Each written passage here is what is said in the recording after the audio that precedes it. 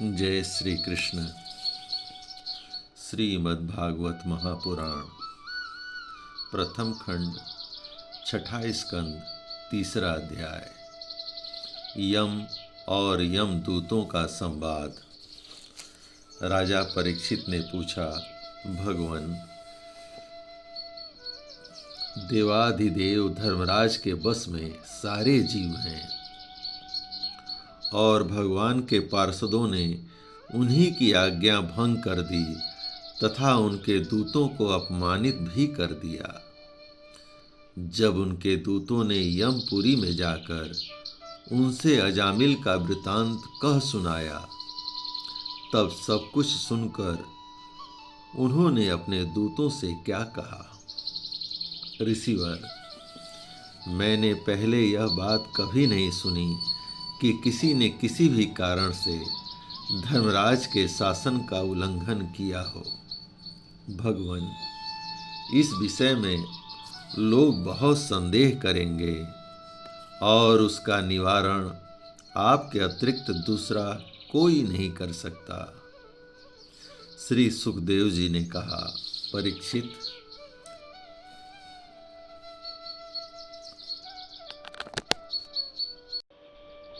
जब भगवान के पार्षदों ने यमदूतों का प्रयत्न विफल कर दिया,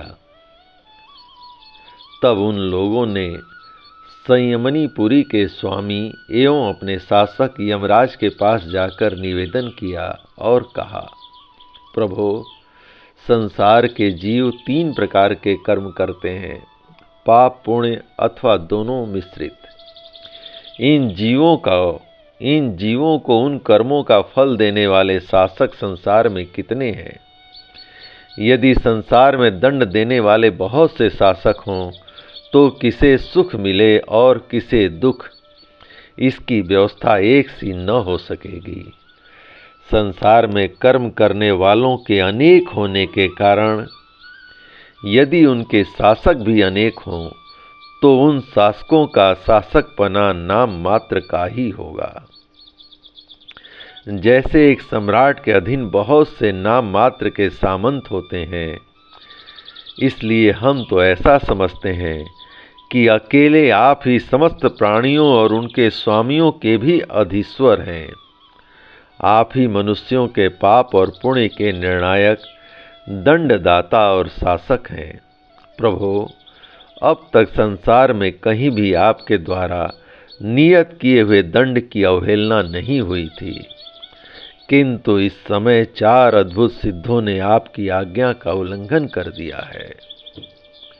प्रभु, आपकी आज्ञा से हम लोग एक पापी को यातना गृह की ओर ले जा रहे थे, परंतु उन्होंने बलपूर्वक आपके फंदे काटकर उसे छुड़ा लिया। हम आपसे उसका रहस्य जानना चाहते हैं। यदि आप हमें सुनने का अधिकारी समझ रहे हो तो बतावें। बड़े ही आश्चर्य की बात हुई कि इधर तो अजामिल के मुंह से नारायण शब्द निकला और उधर वे डरो मत कहते हुए झटपट वहां आ पहुंचे। श्री सुखदेव जी कहते हैं, जब दूतों ने इस प्रकार प्रश्न किया, तब देव शिरोमणि प्रजा के शासक भगवान यमराज ने प्रसन्न होकर श्री हरि के चरण कमलों का स्मरण करते हुए उनसे कहा। यमराज ने कहा, दूतों, मेरे अतिरिक्त एक और ही चराचर जगत के स्वामी हैं। उन्हीं में यह संपूर्ण जगत सूत में वस्त्र के समान ओतप्रोत है। उन्हीं के अंश ब्रह्मा, विष्णु और शंकर इस जगत की उत्पत्ति, स्थिति तथा प्रलय करते हैं। उन्हीं ने इस सारे जगत को नथे हुए बैल के समान अपने अधीन कर रखा है। मेरे प्यारे दूतों, जैसे किसान अपने बैल को पहले छोटी छोटी रस्सियों में बांधकर फिर उन रस्सियों को एक बड़ी आड़ी रस्सी में बांध देते हैं, वैसे ही जगदीश्वर भगवान ने भी ब्राह्मण आदि वर्ण और ब्रह्मचर्य आदि आश्रम रूप छोटी छोटी नाम की रस्सियों में बांधकर फिर सब नामों को वेद वाणी रूप बड़ी रस्सी में बांध रखा है। इस प्रकार सारे जीव नाम एवं कर्म रूप बंधन में बंधे हुए भयभीत होकर उन्हें ही अपना सर्वस्व भेंट कर रहे हैं। दूतों, मैं इंद्र, निणिति, वरुण, चंद्रमा, अग्नि, शंकर, वायु, सूर्य, ब्रह्मा, 12 आदित्य, विश्व देवता, 8 वसु, साध्य, 49 मरुत, सिद्ध, 11 रुद्र, रजोगुण एवं तमोगुण से रहित भृगु आदि प्रजापति और बड़े बड़े देवता सब के सब सत्व प्रधान होने पर भी उनकी माया के अधीन हैं तथा भगवान कब क्या किस रूप में करना चाहते हैं इस बात को नहीं जानते, तब दूसरों की तो बात ही क्या है। दूतों, जिस प्रकार घट, पट आदि रूपवान पदार्थ अपने प्रकाशक नेत्र को नहीं देख सकते, वैसे ही अंतःकरण में अपने साक्षी रूप से स्थित परमात्मा को कोई भी प्राणी इंद्रिय, मन, प्राण, हृदय या वाणी आदि किसी भी साधन के द्वारा नहीं जान सकता। वे प्रभु सबके स्वामी और स्वयं परम स्वतंत्र हैं। उन्हीं मायापति पुरुषोत्तम के दूत उन्हीं के समान परम मनोहर रूप, गुण और स्वभाव से संपन्न होकर इस लोक में प्रायः विचरण किया करते हैं। विष्णु भगवान के सूर पूजित एवं परम अलौकिक पार्षदों का दर्शन बड़ा दुर्लभ है। वे भगवान के भक्त जनों को उनके शत्रुओं से, मुझसे और अग्नि आदि सब विपत्तियों से सर्वथा सुरक्षित रखते हैं। स्वयं भगवान ने ही धर्म की मर्यादा का निर्माण किया है। उसे न तो ऋषि जानते हैं, न देवता या सिद्धगण ही। ऐसी स्थिति में मनुष्य, विद्याधर, चारण और असुर आदि तो जान ही कैसे सकते हैं। स्वयं भगवान के द्वारा निर्मित भागवत धर्म परम शुद्ध और अत्यंत गोपनीय है। उसे जानना बहुत ही कठिन है। जो उसे जान लेता है वह भगवत स्वरूप को प्राप्त हो जाता है। दूतों, भागवत धर्म का रहस्य हम 12 व्यक्ति ही जानते हैं। ब्रह्मा जी, देवर्षि नारद, भगवान शंकर, सनत कुमार, कपिल देव, स्वयंभू मनु, प्रहलाद, जनक, भीष्म पितामह, बलि, सुखदेव जी और मैं धर्मराज। इस जगत में जीवों के लिए बस यही सबसे बड़ा कर्तव्य परम धर्म है कि वे नाम, कीर्तन आदि उपायों से भगवान के चरणों में भक्ति भाव प्राप्त कर लें। प्रिय दूतों, भगवान के नामोच्चारण की महिमा तो देखो। अजामिल जैसा पापी भी एक बार नामोच्चार करने मात्र से मृत्यु पास से छुटकारा पा गया। भगवान के गुण, लीला और नामों का भली भांति कीर्तन मनुष्यों के पापों का सर्वथा विनाश कर दे, यह कोई उसका बहुत बड़ा फल नहीं है। क्योंकि अत्यंत पापी अजामिल ने मरने के समय चंचल चित्त से अपने पुत्र का नाम नारायण उच्चारित किया। इस नाम आभास मात्र से ही उसके सारे पाप तो क्षीण हो ही गए, मुक्ति की प्राप्ति भी हो गई। बड़े बड़े विद्वानों की बुद्धि कभी भगवान की माया से मोहित हो जाती है। वे कर्मों के मीठे मीठे फलों का वर्णन करने वाली अथार्थवाद रूपी वेद वाणी में ही मोहित हो जाते हैं और यज्ञ आदि बड़े बड़े कर्मों में ही संलग्न रहते हैं तथा इस सुगमाति सुगम भगवान नाम की महिमा को नहीं जानते। यह कितने खेद की बात है। प्रिय दूतों, बुद्धिमान पुरुष ऐसा विचार कर भगवान अनंत में ही संपूर्ण अंतःकरण से अपना भक्ति भाव स्थापित करते हैं। वे मेरे दंड के पात्र नहीं हैं।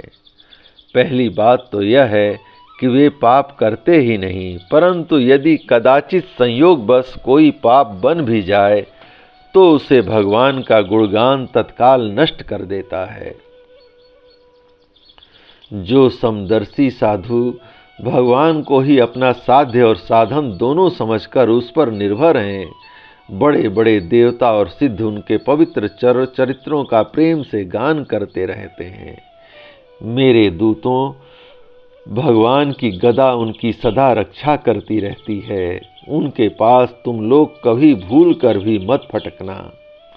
उन्हें दंड देने की सामर्थ्य न हम में है और न साक्षात काल में ही। बड़े बड़े परमहंस दिव्य रस के लोभ से संपूर्ण जगत और शरीर आदि से भी अपनी अहंता ममता हटाकर अकिंचन होकर निरंतर भगवान मुकुंद के पदारविंद का मकरंद रस पान करते रहते हैं। जो दुष्ट उस दिव्य रस से विमुख है और नरक के दरवाजे घर गृहस्थी की तृष्णा का बोझा उठाकर ढो रहे हैं, उन्हीं को मेरे पास बार बार लाया करो। जिनकी जीभ भगवान के गुणों और नामों का उच्चारण नहीं करती, जिनका चित्त उनके चरणाबिंदों का चिंतन नहीं करता और जिनका सिर एक बार भी भगवान श्री कृष्ण के चरणों में नहीं झुकता, उन भगवत सेवा विमुख पापियों को ही मेरे पास लाया करो। आज मेरे दूतों ने भगवान के पार्षदों का अपराध करके स्वयं भगवान का ही तिरस्कार किया है। यह मेरा ही अपराध है। पुराण पुरुष भगवान नारायण हम लोगों का यह अपराध क्षमा करें। हम अज्ञानी होने पर भी हैं उनके निजन और उनकी आज्ञा पाने के लिए अंजलि बांधकर सदा उत्सुक रहते हैं। अतः परम महिमान्वित भगवान के लिए यही योग्य है कि वे क्षमा कर दें। मैं उन सर्वांतरयामी एक रस अनंत प्रभु को नमस्कार करता हूँ। श्री सुखदेव जी कहते हैं, परीक्षित, इसलिए तुम ऐसा समझ लो कि बड़े से बड़े पापों का सर्वोत्तम अंतिम और पाप वासनाओं को भी निर्मूल कर डालने वाला प्रायश्चित यही है कि केवल भगवान के गुणों लीलाओं और नामों का कीर्तन किया जाए। इसी से संसार का कल्याण हो सकता है। जो लोग बार बार भगवान के उदार और कृपापूर्ण चरित्रों का श्रवण कीर्तन करते हैं, उनके हृदय में प्रेममयी भक्ति का उदय हो जाता है। उस भक्ति से जैसी आत्मशुद्धि होती है, वैसी ही कृष्ण चंद्रायण आदि व्रतों से नहीं होती। जो मनुष्य भगवान श्री कृष्ण चंद्र के चरणाबिंद मकरंद रस का लोभी भ्रमर है, वह स्वभाव से ही माया के अपात्र रम्य दुखद और पहले से ही छोड़े हुए विषयों में फिर नहीं रमता। किंतु जो लोग उस दिव्य रस से विमुख हैं, कामनाओं ने जिनकी विवेक बुद्धि पर पानी फेर दिया है, वे अपने पापों का मार्जन करने के लिए पुनः प्रायश्चित रूप कर्म ही करते हैं। इससे होता यह है कि उनके कर्मों की वासना मिटती नहीं और वे फिर वैसे ही दोष कर बैठते हैं। परीक्षित, जब यमदूतों ने अपने स्वामी धर्मराज के मुख से इस प्रकार भगवान की महिमा सुनी और उसका स्मरण किया, तब उनके आश्चर्य की सीमा न रही। तभी से वे धर्मराज की बात पर विश्वास करके अपने नाश की आशंका से भगवान के आश्रित भक्तों के पास नहीं जाते, और तो क्या उनकी ओर आंख उठाकर देखने से भी डरते हैं। प्रिय परीक्षित, यह इतिहास परम गोपनीय अत्यंत रहस्यमय है। मलय पर्वत पर विराजमान भगवान अगस्त्य जी ने श्री हरि की पूजा करते समय मुझे यह सुनाया था। जय श्री कृष्ण। भगवान श्री कृष्ण की कृपा से श्रीमद् भागवत महापुराण प्रथम खंड छठा स्कंद का 3रा अध्याय संपूर्ण हुआ। जय श्री कृष्ण।